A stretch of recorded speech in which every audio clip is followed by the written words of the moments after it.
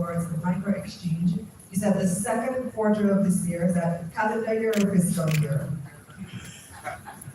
Calendar year. Oh, so we're on track. You originally said April, so we're on track for April to June, the second quarter of the calendar year. Excellent. Yes. What I really want to know, though, is what progress has been made towards determining the criteria for the micro exchange. For example, one of the concerns was that the regulation that exists for the junior market would be too stringent for the micro market. So what concessions have been arrived at for that so far? Mr. Morris, you want to help me out there?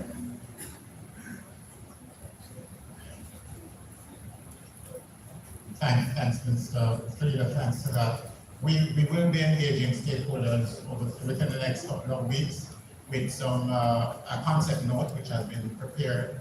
We are well underway with drafting of the regulations, and we will be engaging the FSC within the month on certainly before the end of February on the rules that are being proposed. And as the Minister has indicated, we have accelerated the process by conceptualizing it as a second tier within the current framework of the junior market, which obviously accelerates the process significantly. Minister, one more? There was one here. The last one. Okay. Good morning, Minister Williams. Congratulations to the government of Jamaica for the work that you have done with the economy. And Colin Smith from Dr. College JSE and Associates, persons who would have been at the conference 15 years ago, you would have known me as a PhD student.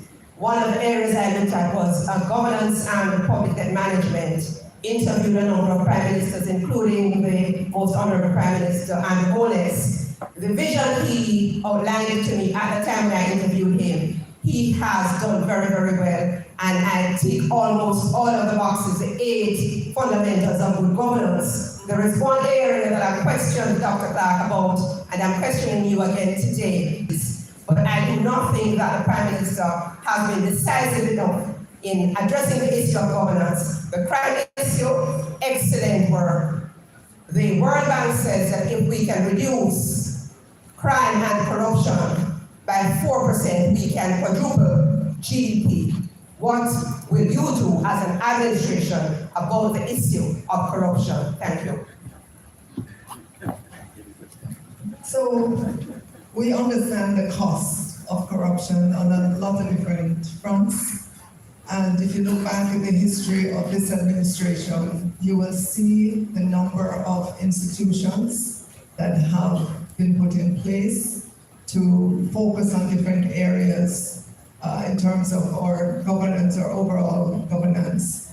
We continue to strengthen those institutions by providing the budget support for them, by ensuring legislation that needs to come in front of Parliament happens.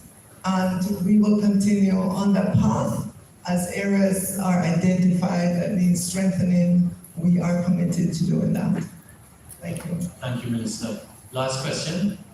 Thank you so much. Good morning, Madam Minister. I'm Carla Raffenstarter Silva. I'm the Chief Executive Officer for the Caribbean Corporate Governance Institute.